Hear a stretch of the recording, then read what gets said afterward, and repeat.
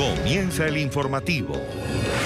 La comunidad médica se une en indignación y se planta frente al poderoso lobby de las armas en los Estados Unidos.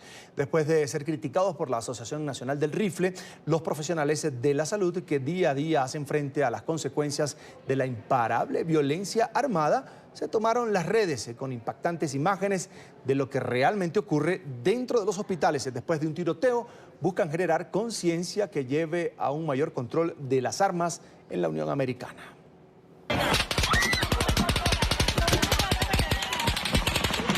Las escenas se repiten una y otra vez.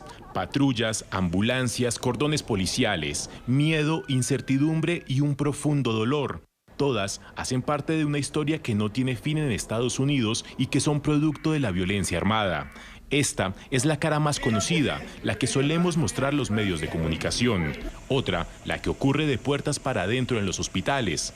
Y con esa experiencia, el Colegio Estadounidense de Medicina sugirió a las autoridades poner restricciones al acceso del armamento, algo que no cayó bien dentro de la Asociación del Rifle, quienes en su cuenta de Twitter postearon lo siguiente. Alguien debería decirle a los engreídos doctores en contra de las armas que se limiten a lo suyo.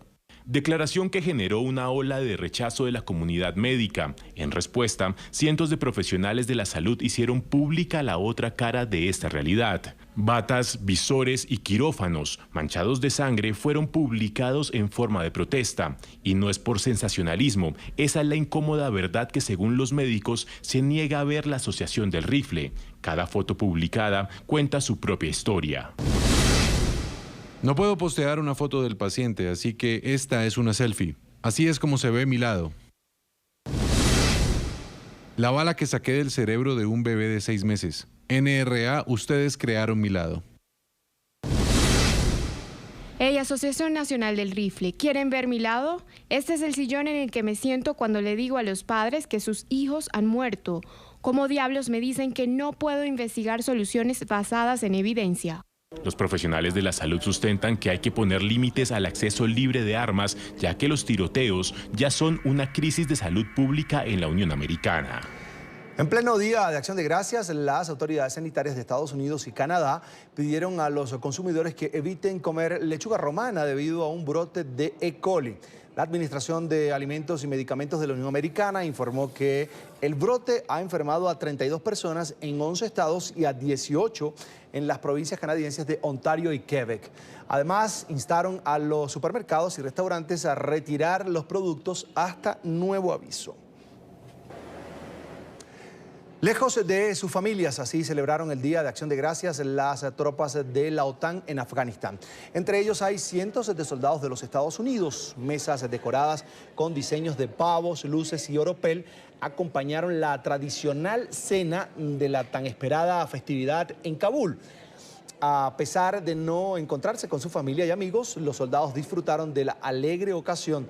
Manifestaron que para ellos lo más importante es mantener a sus seres queridos a salvo. Es difícil.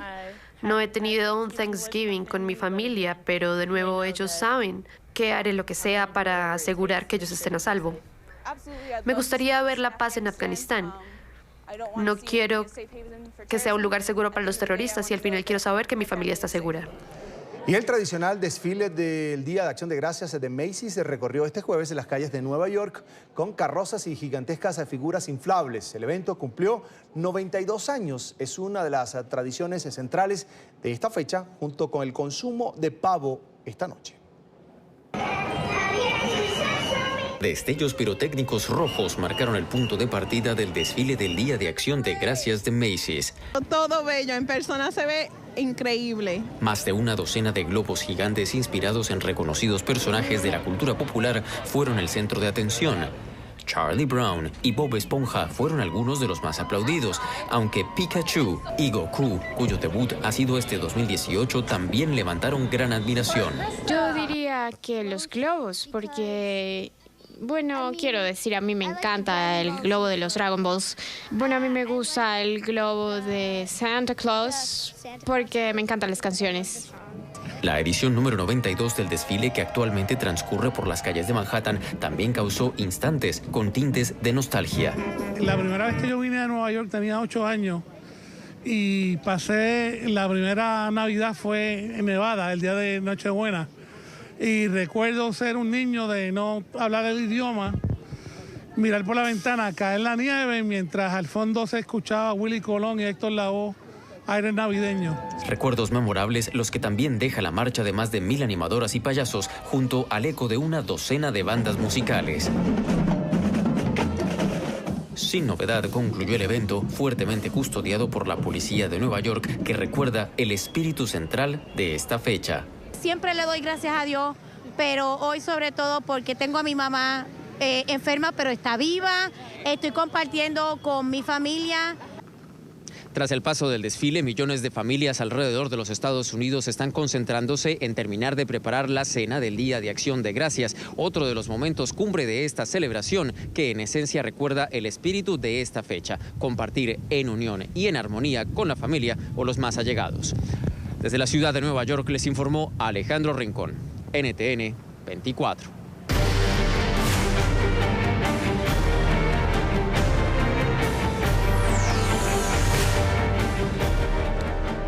El presidente de Estados Unidos renovó su amenaza de cerrar la frontera con México. Donald Trump dijo que adoptará la medida si se llega a un nivel donde se pueda perder el control de la zona de frontera.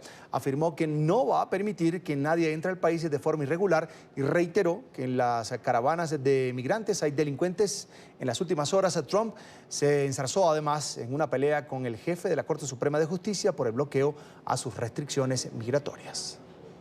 Si descubrimos que es incontrolable, que llega a un nivel en el que vamos a perder el control o en el que la gente va a comenzar a salir lastimada, cerraremos la entrada al país por un periodo de tiempo hasta que podamos tenerlo bajo control. Con estas palabras, el presidente Trump volvió a amenazar con cerrar por completo la frontera con México. Las declaraciones del mandatario tienen lugar en medio de la nueva polémica en la que criticó una vez más a quienes difieren de sus políticas migratorias. En esta ocasión, el involucrado es el juez que preside la Corte Suprema de Justicia, John Roberts, quien se desempeña en el cargo desde el 2005, cuando fue nominado por el entonces presidente George Bush. El Tribunal de Apelaciones del 9º Circuito en California dejó sin acción un decreto de la administración Trump que prohibía las solicitudes de asilo a las personas que entren al país de forma ilegal. La medida del gobierno tuvo lugar en medio de la llegada de miles de migrantes centroamericanos que buscan ingresar a la Unión Americana. Ante el rechazo de la propuesta del Ejecutivo, el mandatario cuestionó la independencia judicial de los jueces a través de su cuenta de Twitter. Lo siento, presidente del Tribunal Supremo John Roberts, pero en realidad ustedes tienen jueces de Obama y ellos tienen un punto de vista muy diferente al de las personas que están a cargo de la seguridad de nuestro país. Sería grandioso si el 9º Circuito fuera de hecho un poder judicial independiente. Ante el ataque de Trump, el juez le respondió en un comunicado.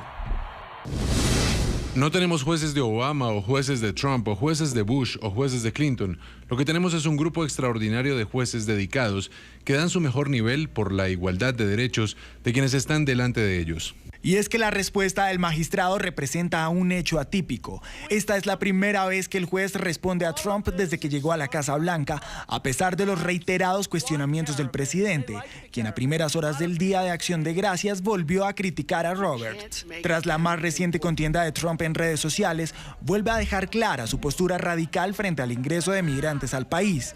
Medios estadounidenses calificaron la más reciente controversia como un nuevo acto de división justo en el Día de Acción de Gracias. Y la caravana migrante reagrupada en la ciudad fronteriza de Tijuana busca opciones frente a la situación que enfrenta desde hace 10 días cuando llegó a la zona de frontera con la Unión Americana. El despliegue de las fuerzas de seguridad estadounidenses y las políticas de Donald Trump los obliga ahora a replantearse su futuro. Y espero que tengan un plan B. Esta es la esperanza de los miles de migrantes que esperan en Tijuana una opción para ingresar a Estados Unidos. Después de un mes y medio de dejar sus países de origen, la opción única de ingresar a la Unión Americana va cambiando. Quedarse en México, seguir intentando ingresar a la Unión Americana o regresar a sus países de origen, sus posibilidades. Divididos continúan hacinados en los albergues, donde ya escasea la comida. No, ya de por sí ya está lleno, está al tope y no sé qué irán a hacer los que están encargados de esto, porque pues aquí ya no cabe más gente ya para dormir. Estoy pidiendo a México que los tenga paciencia. Los centroamericanos cargan con la presión de la falta de dinero y la incertidumbre sobre su futuro. Por eso creen que quedarse en territorio mexicano es la mejor opción para empezar una nueva vida. No, ahí vamos a esperar a ver qué dice Trump. Si es posible me quedo trabajando en México. Porque yo trabajar es que quiero, no quiero andar vagando ni haciendo cosas malas. Otros creen que el sueño americano es lo mejor para su futuro. Pero las organizaciones civiles que los acompañan en su recorrido advierten que este tipo de peticiones podrían tardarse hasta 2 meses, por lo que su permanencia en la frontera podría prolongarse. Frente a ello, las decisiones son más drásticas y riesgosas. Como todo mundo, yo pienso cruzar ilegalmente porque legalmente está cabrón, no me van a dejar pasar. Porque mucha gente no sabe que para aplicar para el asilo es un proceso largo, 6 meses, a 1 año, puede estar hasta 2 años. Y ahí lo pueden tener, y a Estados Unidos no le importa tenerlo a uno 1 año ahí. Pero en el camino se cruzan otras opciones de destino. Las organizaciones civiles que les acompañan también plantean la posibilidad de que se les permita llegar hasta Canadá. Cualquiera de los 2 países, España o sea Canadá. Pero lo importante es ir a trabajar, que nos den la oportunidad de trabajar. Sí. No me la para Canadá, ir a trabajar, sacar la familia adelante. ¿Sí? Los países nórdicos son países que han sido muy abiertos a la migración, que necesitan la mano de obra, que estas personas son jóvenes, fuertes, que con gusto tomarían una visa a esos países, por ejemplo, también a Alemania, a Francia, a lugares, a España, que veamos más allá de solo los Estados Unidos. Este viernes, en la garita del Chaparral, que se ubica a unos metros de la entrada peatonal hacia Estados Unidos, integrantes de la comunidad LGBTI iniciaron su proceso para pedir asilo al anotarse en una lista de espera de más de 1.300 personas. Ya son 83 las personas fallecidas a causa de los incendios en California. Las fuertes lluvias de las últimas horas podrían ayudar a reducir el fuego en las áreas que todavía arden en el norte del estado. La cifra de desaparecidos en la conflagración conocida como Camp Fire bajó a 563 de acuerdo con el Departamento Forestal y de Protección de Incendios del estado. Según el más reciente reporte de los bomberos, 85% de las llamas están bajo control. Probablemente no lo apagará, pero ciertamente lo ralentizará hasta el punto de que podremos terminar las operaciones de extinción de incendios con bastante rapidez. Sin embargo, por otro lado, va a hacer que la búsqueda de los restos humanos y el esfuerzo de recuperación sea más difícil porque va a ser muy fangoso allí arriba. Nueva alerta para nuestro planeta. La Organización Meteorológica Mundial lanzó una advertencia. Los expertos aseguran que los gases causantes del cambio climático han alcanzado un máximo sin precedentes. La cifra sería solo comparable con los registros de hace 3 a 5 millones de años. Los científicos afirman que si no se reduce rápidamente la emisión de dichos gases, las consecuencias para la vida en la Tierra serán destructivas e irreversibles. El estudio revela que pese a los compromisos internacionales para reducir las emisiones, no hay indicios de que estos se hayan estabilizado y mucho menos disminuido. De no actuar, las consecuencias serían un cambio climático a largo plazo, la subida del nivel del mar, la acidificación de los océanos y un mayor número de fenómenos meteorológicos extremos.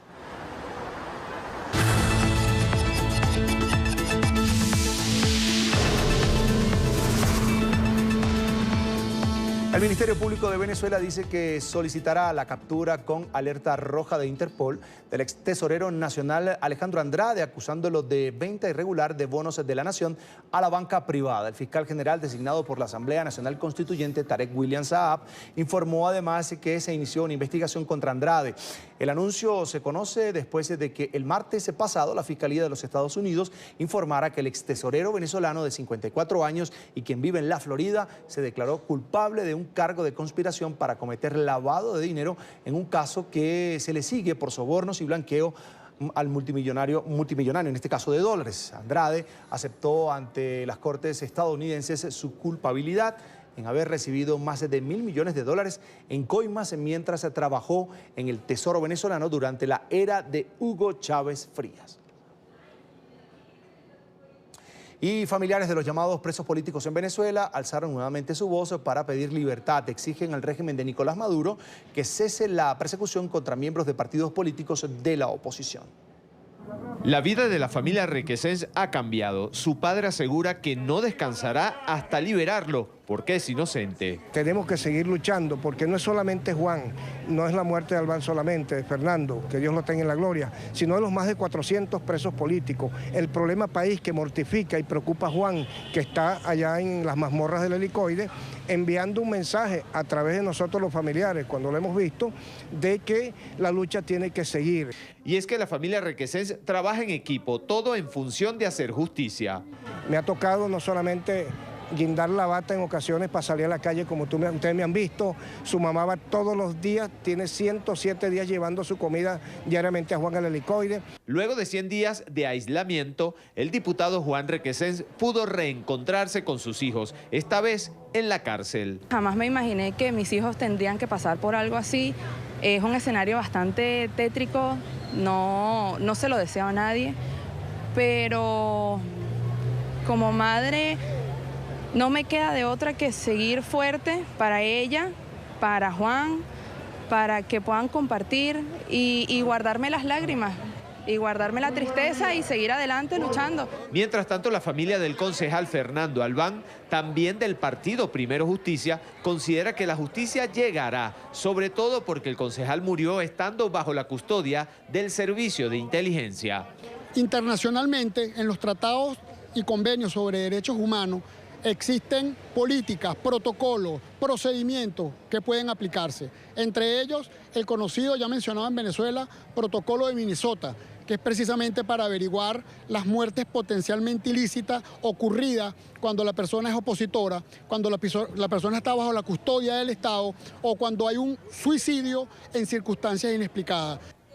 El diputado Miguel Pizarro está convencido en que hay que trabajar para que la política no se convierta en la causante de la división entre los venezolanos. Nosotros nos ha tocado un momento difícil, nos ha tocado un momento para el que ninguno estuvo preparado y ninguno decidió estar. Pero ante estas dinámicas tenemos solo dos opciones. Una es que el miedo y el odio sean lo que nos alimenten.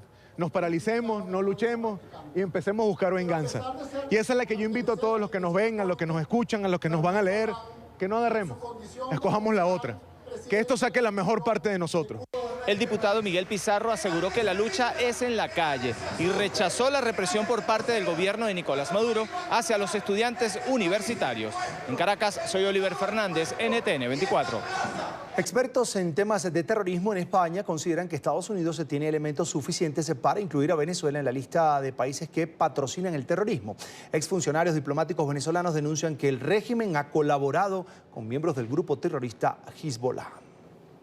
Desde Madrid, el excónsul de Venezuela en Irak considera que hay elementos suficientes como para que el gobierno de los Estados Unidos incluya a Venezuela en la lista de países que patrocinan el terrorismo. Misael López recuerda su paso por la embajada y los trámites que vio realizarse en favor de ciudadanos sirios y libaneses a quienes se les entregó documentación venezolana sin tener ningún tipo de vínculo con el país.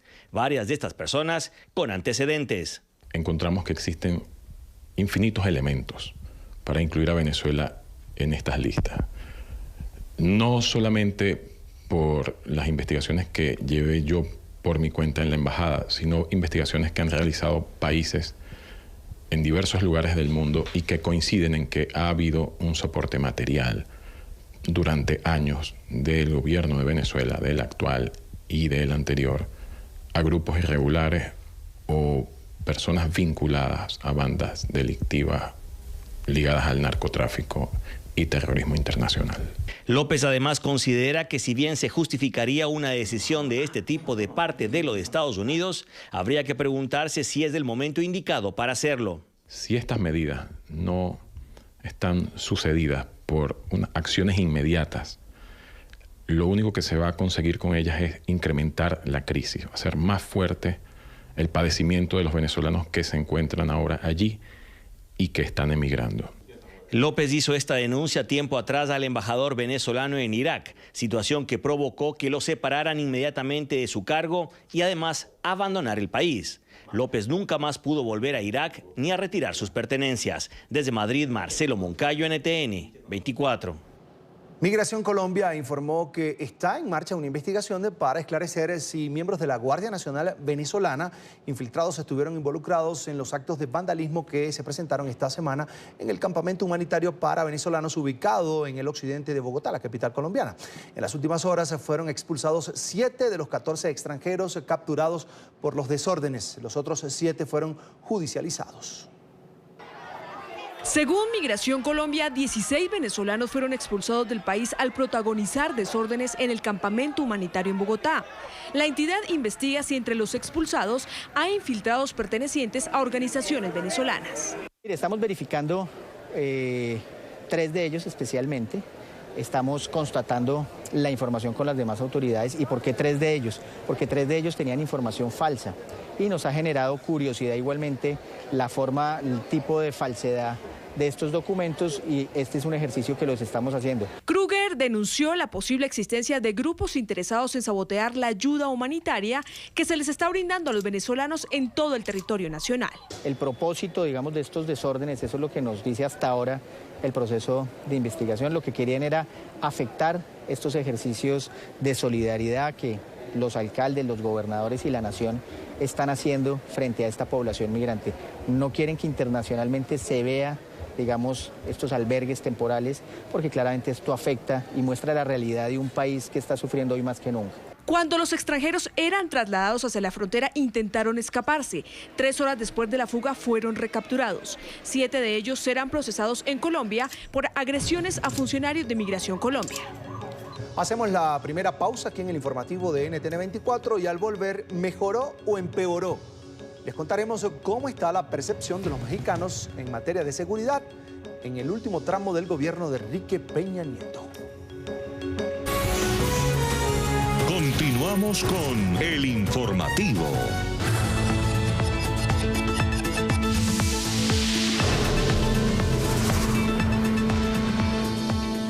La recta final del gobierno de Enrique Peña Nieto en México se ve empañada por una preocupante cifra. Una encuesta publicada este jueves se reveló que el 85% de los mexicanos perciben un mayor nivel de inseguridad en el país desde que comenzó este gobierno priista.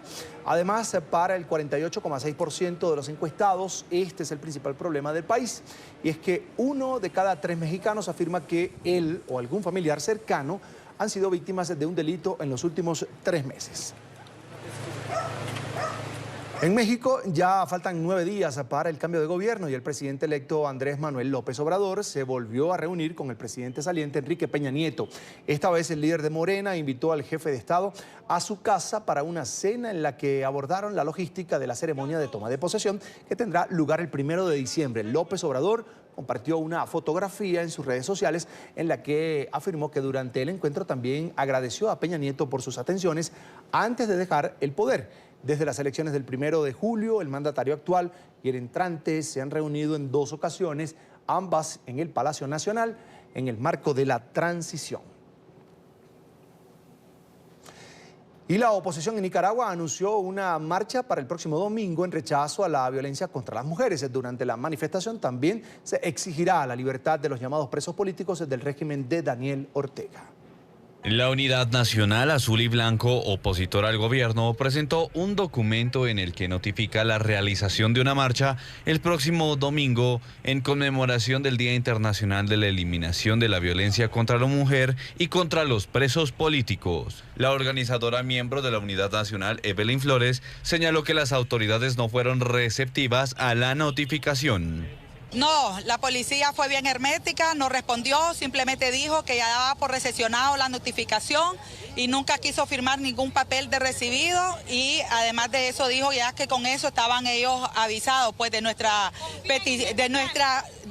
notificación de movilización este domingo. La marcha está programada para arrancar a las 9 horas local, desde las afueras del Colegio Teresiano y concluir en las afueras de la Universidad Centroamericana en un recorrido de más o menos 3 kilómetros. Asimismo, los gestores del movimiento señalaron que pedirán respeto de parte de las instituciones estatales a los derechos humanos de las mujeres y el derecho a vivir libre de violencia.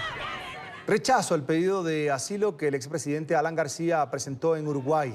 Cientos de peruanos se manifestaron en la noche de este miércoles en Lima, la capital, contra la solicitud del exmandatario, quien permanece en la residencia del embajador uruguayo mientras es investigado en un presunto caso de corrupción. A la movilización asistieron organizaciones sociales, civiles y políticas que exigen que García sea procesado por el delito en territorio peruano y no se justifique su salida del país como una persecución política. Nosotros le pedimos al gobierno uruguayo, al pueblo uruguayo, a los partidos de Uruguay, a la sociedad civil allá en Uruguay, a los jóvenes, que rechacen el pedido de asilo, porque nosotros creemos que la lucha anticorrupción es una lucha a nivel internacional, no solo Perú, Uruguay, sino internacional, y García debería de afrontar la justicia aquí. Ellos deben de rechazar el pedido de asilo del expresidente García. Vamos ahora a Chile. Trabajadores del sector público convocan a un paro nacional después de no alcanzar un acuerdo con el gobierno del presidente Sebastián Piñera sobre el reajuste salarial para el año 2019.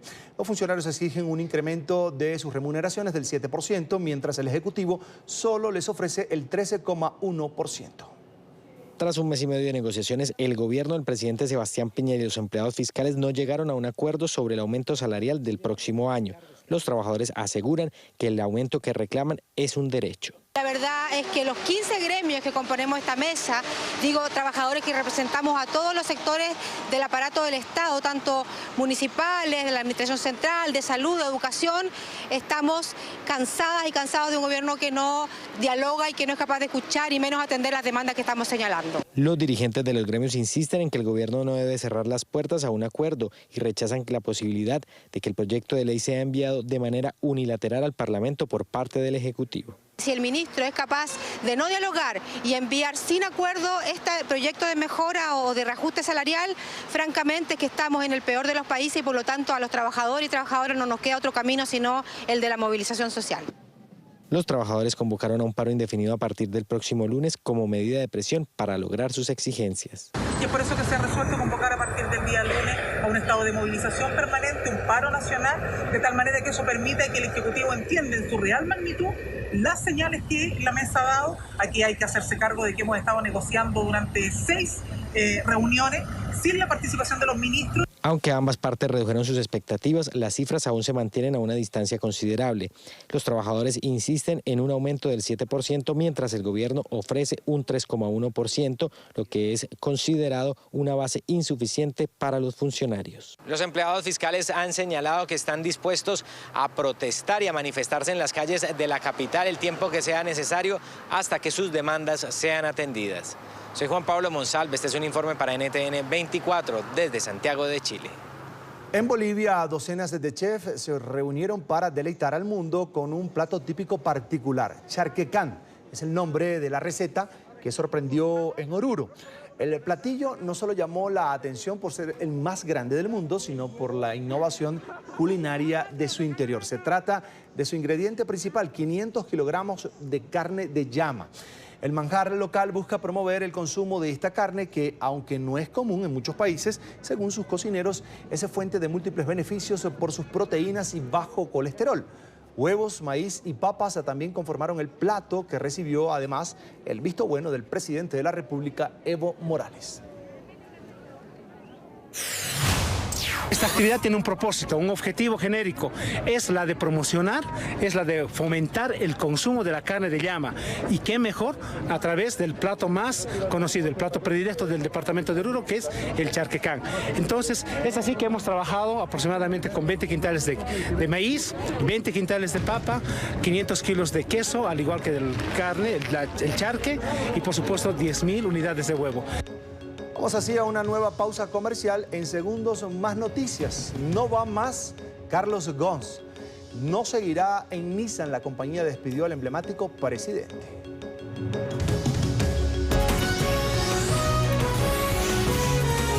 Continuamos con El Informativo.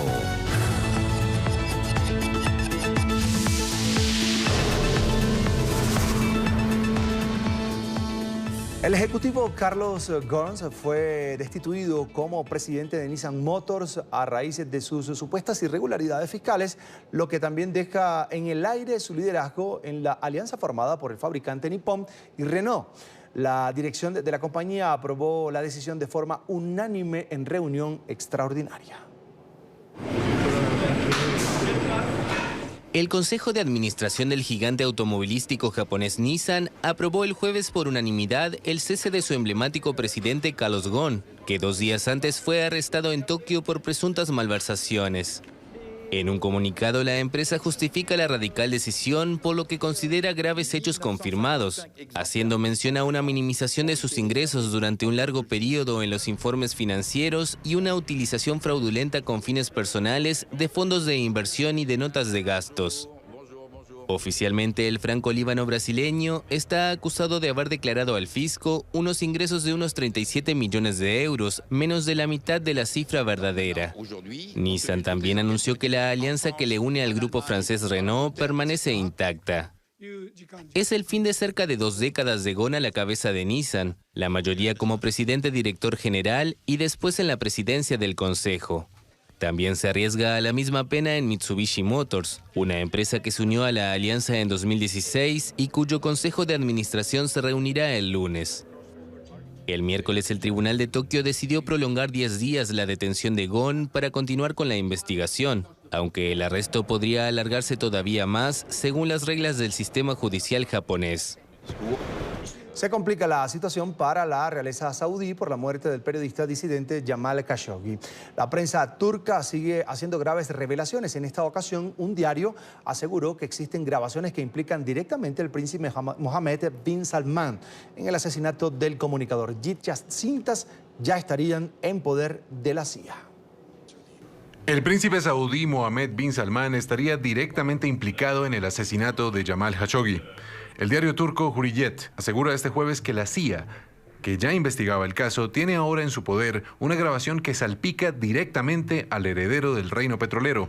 Se trataría de una conversación entre bin Salman y su hermano menor, Khalid, quien actualmente se desempeña como embajador saudí en Washington. En dicha grabación, el príncipe le pediría al embajador silenciar a Khashoggi cuanto antes. La CIA ya sospechaba de Khalid. El rotativo turco también afirma que la Agencia Central de Inteligencia da constancia de una llamada del embajador a Khashoggi, asegurándole que podía ir sin riesgo al consulado de su país en Estambul para recibir los documentos necesarios para su boda. Fue allí el pasado 2 de octubre donde el periodista perdió la vida tras haber sido torturado y su cuerpo desaparecido. Khalid bin Salman desmintió esta información aseverando que no había hablado con Khashoggi durante casi un año. El pasado martes, el presidente de los Estados Unidos, Donald Trump, restó importancia a los hallazgos preliminares de la CIA que involucraban al príncipe en el crimen del periodista. Prefirió ponerse del lado de los saudíes y defender la relación comercial y las inversiones de los jeques en la Unión Americana. Y Francia se une a la condena internacional por el asesinato de Jamal Khashoggi. La administración de Emmanuel Macron anunció un paquete de sanciones en contra de 18 ciudadanos de Arabia Saudí en respuesta por el crimen del comunicador. Aunque no se especificó quiénes son, estas personas tendrán prohibido viajar a territorio francés, entre otras restricciones. La Cancillería señaló que las medidas adoptadas son de carácter preventivo y susceptibles de ser revisadas dependiendo de cómo evolucione la investigación. Milagro en la India, una bebé se salvó de ser arrollada por un tren tras caer en la carrilera justo antes de que este pasara. Ninguno de los presentes lo podía creer. Una bebé india cayó en las vías justo antes del paso de un tren en la ciudad de Mathura. E increíblemente resultó ilesa. Las autoridades ferroviarias de India advirtieron que el aterrador episodio era un recordatorio de lo cauteloso que se debe ser en todo momento en ferrocarriles atestados. Un informe del gobierno de 2012 describió la pérdida de 15.000 pasajeros por accidentes ferroviarios cada año en India como una masacre. Un acuerdo definitivo sobre el Brexit está al alcance, así defendió la primera ministra británica Theresa May ante la Cámara de los Comunes el pacto de una declaración política alcanzada con Bruselas. Según la Premier, el trato asegura un comercio sin fricciones en el futuro. La oposición laborista sigue calificando los acuerdos logrados por la administración de May como una rendición del Reino Unido. La líder conservadora se refirió también a sus diálogos con el presidente del gobierno español, Pedro Sánchez, sobre uno de los más espinosos temas para sellar el acuerdo, Gibraltar. afirmó que la soberanía británica del Peñón será protegida. El acuerdo que hemos alcanzado es entre el Reino Unido y la Comisión Europea. Ahora depende de los otros 27 líderes de los Estados miembros de la Unión Europea examinar este acuerdo en los próximos días, especialmente antes del Consejo que tendremos el domingo. Estaré hablando con mis colegas sobre este tiempo, incluyendo al canciller Kurz de Austria. Anoche hablé con el primer ministro español, Pedro Sánchez, y estoy confiada en que en el domingo vamos a llegar a un acuerdo que sea de bienestar para toda la familia del Reino Unido, incluyendo Gibraltar. Hacemos la última pausa aquí en el informativo, pero antes la ciudad de luz más brillante que nunca.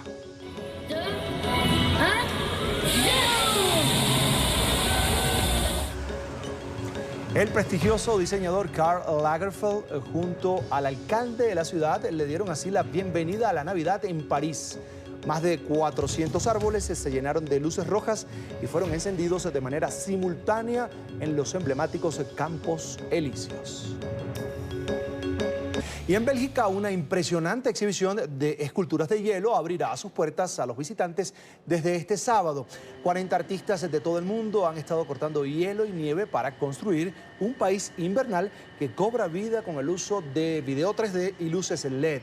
En total se exhiben 80 esculturas hechas con más de 3.000 bloques de hielo que pesan cerca de 500 toneladas. La exposición se extiende hasta el 6 de enero y ha estado funcionando durante 17 años. Así ponemos un punto final a este informativo en NTN24, el canal de las Américas. En Twitter estamos como @NTN24 y recuerde que todas las noticias están en nuestro sitio en internet www.ntn24.com.